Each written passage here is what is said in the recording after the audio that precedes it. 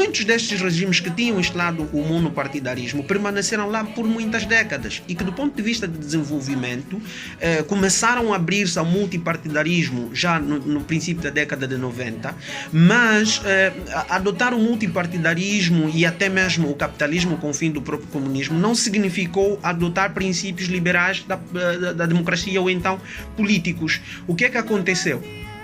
Adotou-se princípios, teoricamente ou formalmente, em documentos constitucionais, princípios liberais, mas que do ponto de vista prático são mais do que exercícios iliberais, porque o que se questiona é que muitos processos eleitorais não são transparentes, muitos destes conflitos políticos resultam de conflitos políticos eleitorais.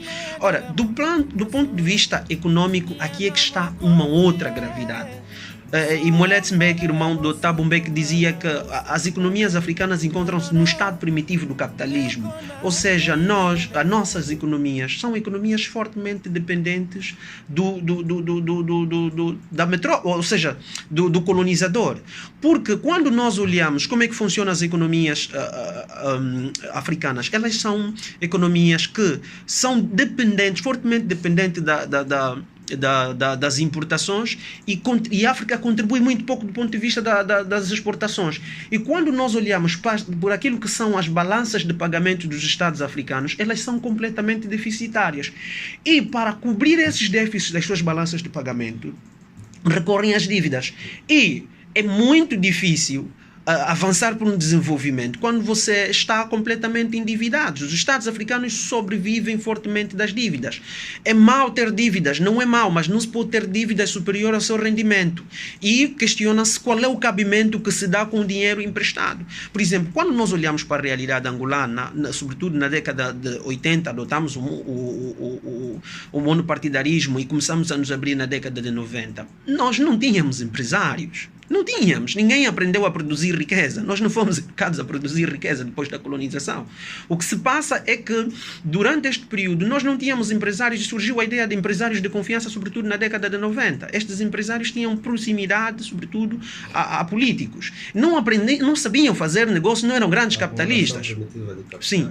Depois veio o 2002, Paz fez a mesma coisa, com os empréstimos, com os endividamentos, entregou-se dinheiro a pessoas que não tinham experiência de negócio. E hoje... Fala de um modo geral ou específico? Eu falo de um modo geral e olhamos o nosso caso como um caso paradigmático, porque muitas vezes nós, quando queremos falar de África, queremos esconder aquilo que nós somos.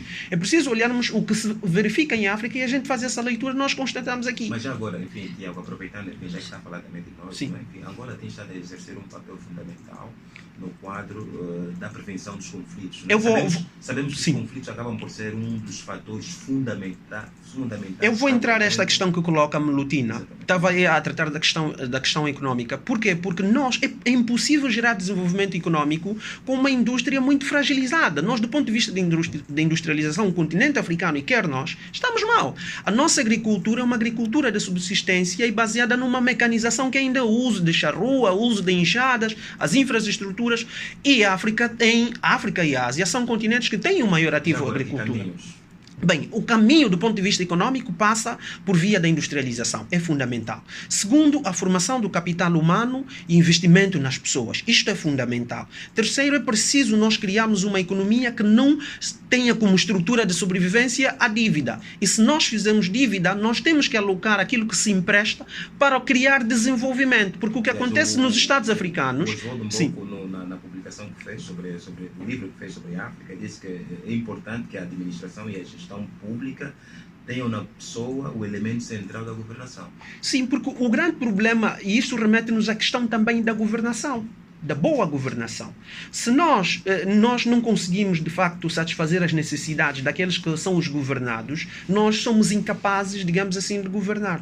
Logo, nós não podemos governar para um grupo, nós temos que governar para todos. E a boa governação passa por criar boas políticas de crédito, passa por o Estado não ser o maior empregador, e aqui costuma-se dizer, mas vocês todos querem trabalhar para o Estado, por quê? Não, nós não queremos todos trabalhar para o Estado, nós queremos é que um Estado se organize, que permita com que... Aqueles casos, Tiago, rapidamente, aqueles casos de países africanos são completamente estagnados. Portanto, o caso dos países da África Central, Sim. um caso como é o da República Centro-Africana, que enfim, quase que não há segurança e a possibilidade de evolução é menor. Sim, por uma razão muito simples, por causa da instabilidade política que estes países têm. Não há, por exemplo, o nível de desenvolvimento que Angola foi apresentando durante o seu período de guerra é diferente do período de paz. Agora, do ponto de vista da segurança, aqui é uma questão que é fundamental o nosso desafio. O nosso desafio, do ponto de vista securitário, nós precisamos desconstruir a ideia de que segurança é defesa. Andam juntas. Mas nosso conceito de segurança é muito na base de defesa de fronteiras e segurança militar. Não. Hoje é preciso nós olharmos uma perspectiva securitária construtivista. Olhar para a segurança alimentar, olhar para a segurança económica, olhar para a segurança societal, e aqui a questão remete-nos à questão cultural. Quando nós vimos uma aliança francesa em Angola, um centro de inglês em Angola, uma abertura de um centro Confúcio,